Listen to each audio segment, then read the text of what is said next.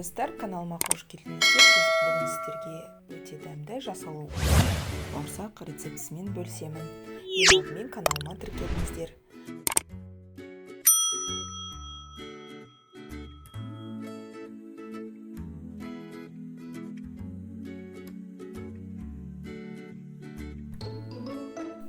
Ең алдымен жылы су, ашытқы және біраз қант саламыз.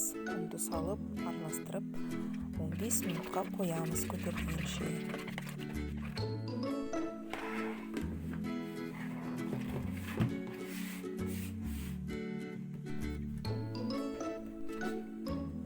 Содан кейін сұйық май, тұз және ұн салып илейміз.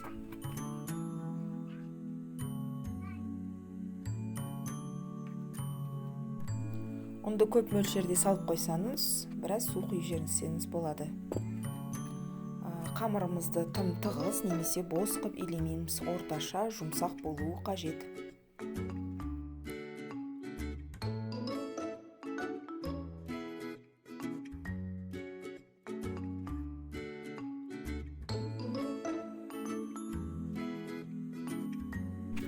Енді осы қамырды жақсылап илеп, тегешімізге салып, 1 сағатқа жылы жерге қойып қоямыз. Комнатаңыз жылы болса, қамырымыз жақсы көтеріледі. Енді бұл қамырды 1 рет басып шығамыз. Содан кейін бетін жауып, тағы да жарты сағатқа көтерілгенін күтеміз.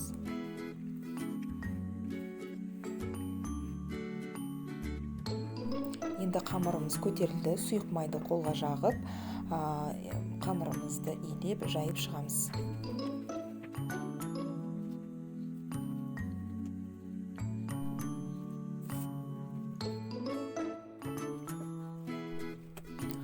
Қамырды мен стаканның көмегімен дөңгелек ретінде ойып шықтым. Сіздер кез келген формада 4-5 ретінде кессеңіздер болады.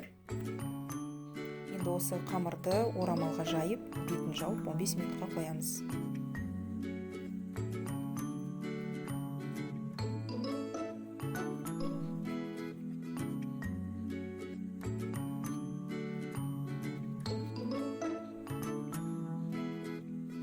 Содан кейін қызып тұрған майға 2 жағын пісіреміз.